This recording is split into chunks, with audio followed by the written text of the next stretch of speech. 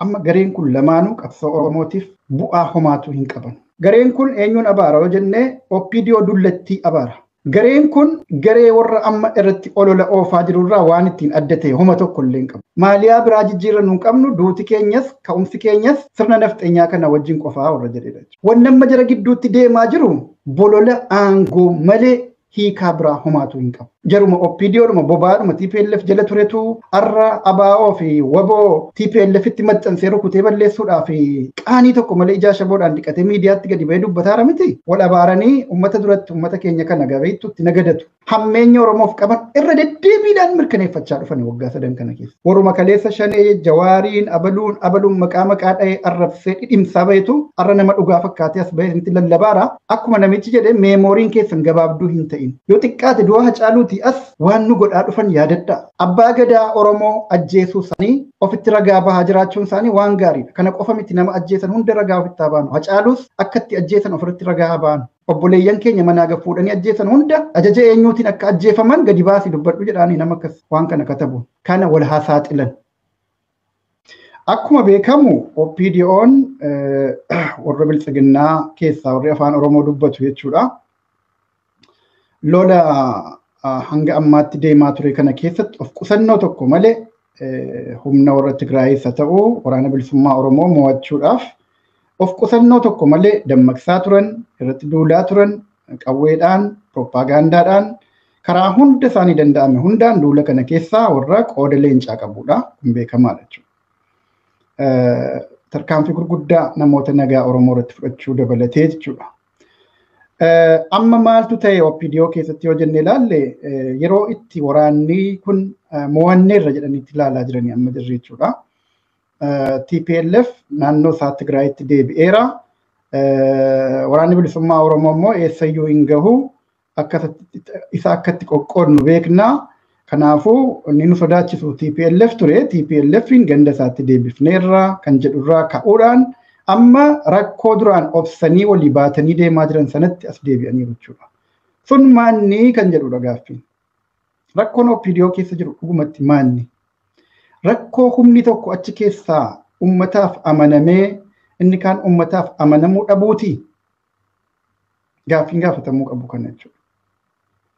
Amma garee lamatu jira yoo xiqqaateedha gareen lamaa olfaa jira. Garuu immoo gareen gurguddaan jiru lamuma. Garee lamaan kana keessaa amma tokko waan ummataaf quuqamuuf fakkeessee waan hannaa fi shiraa fi waan adda addaa OPDO bara wayyaanee jedhee arrabsu sana ofirraa dhiqee qulqulleessee ofii qulqulluu ta'ee aantummaa ummataa kan qabu of fakkeessee warra lallabaa jirutu jira jechuudha. Warri immoo lallaba dhoowwateetuma achi keessa taa'ee ayyaana laallachaa jiru akka jiru ifaadha jechuudha. Amma gareen kun lamaanuu qabsoo Oromootiif bu'aa homaatu hin qaban. Burjaajii yoo ta'e malee bu'aa homaatu hin qaban jechuudha. Amma mee garee warra uummatatti of hirkisuu barbaadaa jiru irraa haa dubbannu dura. Gareen kun eenyuun abaara yoo jennee OPDO dullattii abaara. Caasaa OPDO dullattii. OPDO'n dullattiin warra waggaa 27 guutuu TPLF wajjiniin deemaa ture. Amma achi TPLF irraa buqqaanaan Amaara jalatti galee Oromoo rirriitaa jiru lafarratti jechuudha. Gareen kun garee warra amma irratti olola oofaa jirurraa waan ittiin adda ta'e homa tokko illee hin qabu. Wanni inni barbaadu kaleessa shamiizii jijjiirrachuu danda'a gareen duraanii sun. Kaleessa wayyaanee maaliyaa wayyaanee TPLF yookiin EPRDF uffatee taphachaa ture. Amma immoo maaliyaa nafxanyaa uffatee taphachaa jira. Boor immoo kun irraa cabee humna dhufu biraa tokko yoo humni dhufu sun kottaa jedhee harka simateef harka banee ofitti fudhatee maaliyaa jijjiirratee humna sana ta'ees taphachuu danda'a jechuudha. Muuxannoo akkasiidha gabbifate waggoottan 30 kana. Gareen kun eenyufaa akka ta'e ni beektu. Warra keessumattuu umuriidhaan bubbule dullacha isaanii kana dabalatee TPLF keessatti warra fuula isaanii beeknu sana irra guddaan isaanii ammoo garee dargaggootaa kana keessaas warri duukaa jiru jira jechuudha. Amma jarri kun maaltu irratti mul'ate yoo jettan wanni rakkoo kana dhalche maal yoo jettan yeroo itti TPLF as dhiyaatee ture sana yaadadha. Yeroo itti shawaa kaabaa kana dhaqqabanii turan sana yaadadha. Wayita sanatti maaltu ta'e OPDO keessaa warra TPLF wajjiniin communicationii jalqabetu ture. Haqa gadi baafna jechuudha. TPLF as dhiyaataa jira waan ta'eef kaleessas gooftaa isaanii turan waan ta'eef amma yoo jarri dhufee cabsee seena ta'e maaliyaa jijjiirrachuudhaaf maaliyaa isa durii sanatti jijjiirrachuudhaaf warra of qopheessaa turetu jira. Warri immoo erga TPLF deemee booda mana hidhaatii fa'aa bahee itti makame gariinis aluma kanaa yuunivarsiitii fi bakka adda addaa irraa itti makamte kun immoo maaliyaa biraa jijjiirrannu hin qabnu duuti keenyas ka'umsi keenyas sirna nafxeenyaa kana wajjin qofaa warra jedhedha jechuudha. Maaliree Oromoodhaaf garaagarummaan jira. Warra kufnus kaanus sirna nafxeenyaa wajjiniin kaanu kaanee owwaalamna jedhee Oromoo loluu fi warra kaleessa waggaa 27 guutuu meeshaa namaa ta'e Oromoo lolaa bahee arrammoo maaliyaa Amaaraa jijjiirratee Oromoo lolaa jiru boryoo kan biraa dhufee isa sana ta'ee ammas Oromoo loluudhaaf qophii xumuratee jiru qophaa'aa ta'e gidduu garaagarummaan homaan jiru jechuudha. Kanaaf wanni amma jara gidduutti deemaa jiru bolola aangoo malee hiikaa biraa homaatu hin qabu. Kana jala muraa hubadhaa. Namoonni baay'een asirratti shawwadamaa jirtu. Bolola aangoo qofa wanni jara rakkisee walitti jara deebisaa jiru. Tokko ni haaraan sirna wayyaaneetti waa dhahanii waa maxxansanii rukutanii ofirraa balleessuun faashina yeroo ammaa kana beekamaadha. Maali adda bilisummaa Oromoo caalaa waraana bilisummaa Oromoo caalaa diinni TPLF jira. Waggaa 30 meeqa. Jaruma OPDOdhuma bobaadhuma TPLF jala turetu arra ABO fi waboo TPLF itti maxxansee rukutee balleessuudhaaf qaanii tokko malee ijaa shaboodhaan dhiqatee miidiyaatti gadi bahee dubbataara miti. Kana caalaa maaltu jira? Kanaafuu walii isaanii immoo wayyaaneetti wal maxxansanii rukutuun too easy baay'ee salphaadha kun jechuudha isaaniif. Waan waliif fakkaanne iyyuu poolaarii waan tokko bantii kaabaa tokko bantii kibbaa jiru walitti fidanii walitti hodhanii rukutuudhaaf iyyuu tattaaffii agarsiisaniiru yaalii akkanaa agarsiisaa jiran waan ta'eef walii isaanii keessaa warra waliin taane warra wal qabee jiru kana jechuudha barcuma irratti waan biraa miti beekama.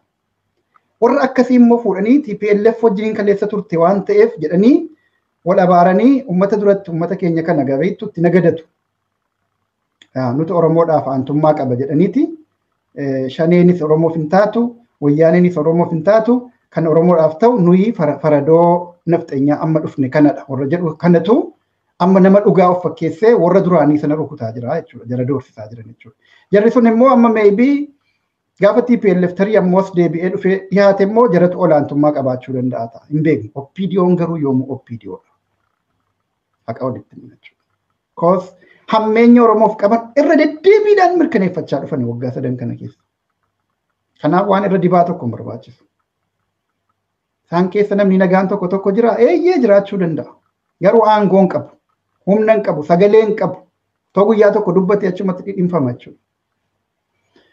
Nuti amma kan dubbachaa jirru aktaroota gurguddaa achi keessa jiran warra gateettii qabu, warra caasaa qabu, maadhee diriirfatee of jalatti qaqqabu beekaa. Hundinuyyuu raayyaa of jalatti hiriirfate qaba. Qawweedhaan hidhatee qawwee nyaachifatee warra wal qabee jiru jira qoosaan godhina. Jarri kun hundi maanni faayidaan wanti jarri irratti wal qaban haqa Oromoof otoo hin taane barcuma irratti. Barcuma saniif natu aanee. Barcuma kanaaf ati maltu kaleessas wayyaaniif ergamaa turte warra jedhuu fi warra barcuma sana qabatee ani hin gadhiisu jedhutu jira jechuudha. Jara kana wal qabaara nuti dhimma keenyaaree kun. Kamuu yoo jijjiirame Oromootti caalaa mismaara dhahaa deemuu malee gabrummaa Oromoo irratti haaromsaa deemuu malee homaa waa takka irraan eeginaa warri waan achi keessa waa cophu seetanii gola sana keessa ol eegaartanu please as deebi'aati hojii keessan hojjedha. Ifatti baasuu barbaaddu saba kana taanaan qabsoo dhugaa irratti hiriira. Diraamaa diinaarraa wal qabdee diinaa keessaa wanni nu bahu tokko illee hin jiru jechuudha. Walaa nyaatan. Kan immoo achi keessaa dhugaadhumatti sabaafan quuqama jedhu yoo jiraate mooraa qabsoo Oromootti araaramee as deebi'ee harka kennatee akka mooraan qabsoo Oromoo jettutti deemuuf yoo of qopheesse welcome. Kana irratti tarii namoonni nama mormuu danda'u ta'a. Welcome hin jedhaan garuu. Hanga dhufanii nurratti dhiibbaa gochuu hin dandeenyetti seeneffata qabsoo Oromoodhaa fudhatanii yoo kana keessatti hojjechuu danda'u ta'e dhiifama gaafatanii asa deebi'anu sabatti. Yoos namni tifoozoo ta'uuf jiraachuu danda'a ta'a. Amma garuu waldhabdee mooraa keessatti wal dhabanii jiran kanaaf ala kana teenyee warri mooraa isaaniin ala jirru warri qabsoo dhugaarra jirru tifoozoo ta'uu fi hadhaabnu hin eeginaa homaatu irraa warruma kaleessa shanee jawaariin abaluun maqaa dha'ee arrabsee dhidhimsaa bahetu arra nama dhugaa fakkaatee as bahee itti lallabaara akkuma namichi jedhee meemooriin keessan gabaabduu hin ta'in yaadadhaa sirriitti yaadadhaa waan waggaa 3 miti waan waggaa 30 baannee deemaa jirra yoo xiqqaate umurii keenya kanatti jechuudha. Fi waggaa 3 maal qabdi waggaa 3 kana keessa waan nu godhan yaadadhaa yoo xiqqaate du'a Hacaaluutii as waan nu godhaa dhufan yaadadhaa warruma kana dhugaan itti mul'ateeti wal dhabaa jiran yoo ta'ee fi dhugaa itti mul'ate sana gadi baasanii nutti himanu dirqama qabsoo Oromoo fudhatanii immoo haa hojjetan. Kanaa achi olola isaaniitiin hin bitaminaa hin burjaaja'inaa. Kana walitti dhaamaa walitti quba qabaachisaa. Yoo yeroo hunda diraamaa namaatiin gowwoomfamna ta'e nuti bakka kaayyoo keenya mataa keenyaa hin qabnu galma gahuu hin dandeenyu abbuma argetu miila keenya gamaa gamana harkisa jechuudha. Uummata akkasii ta'uu hin qabnu nuti. Uummata akkasiitis miti. Kanaafuu OPDO wanti qabee jiru rakkoon OPDO guddaan aangoo irratti wal qabdee jirti. Lola sana fixanneerra amma walitti deebina jedhaniiti. Amma lolli immoo deebi'ee jabaatee kana hunda dhiisaniiti afaan tokkoon immoo qabsoo keenya irratti immoo ka'u jechuudha. TPLFis yoo kaabaan jabaattee dhuftee kanumatu ka'a. Keessaan garuu warri TPLFin deeggaru jira kana beekaa sirriitti.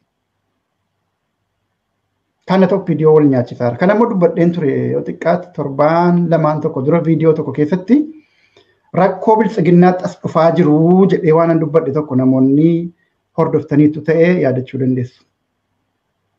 Rakkoon sun tokko kana. Maaliif jennaan moohannee irraan yoo itti dhagahame qorqalbii moohinsaa yoo itti dhagahame OPDO qofatu hin taane biltsiginnaa warra oliirraayis balaa guddaatu dhufuu deemaa jedheen dubbadhee ture. Amma kanatti aansee sanatti hin deemuu deema. Kan OPDO kanuma jechuudha. Kana caalaa yeroo dheeraatti hin fudhannu akka hin gowwoomfamneedha namni keenya ilaala. Iddoo kana jira dubbiin. Namni baay'ee nama ajandaa godhataa jira waan kana. Ajandaan godhatinaa please. Abbaa gadaa Oromoo ajjeesuu isaanii ofitti ragaa bahaa jiraachuun isaanii waan gaariidha. Kana qofa miti nama ajjeesan hunda ragaa ofitti haa baanu. Hacaaluus akka itti ajjeesan ofirratti ragaa haa baanu. Kanatti hima. Hacaaluus akka ajjeeftan ragaa ofirratti bahaa jedhaani. Obboleeyyan keenya manaa gafuudhanii ajjeesan hunda eenyu akka ajjeese ajaja eenyuutiin akka ajjeese tokko tokkoon gabbaanii nutti himan.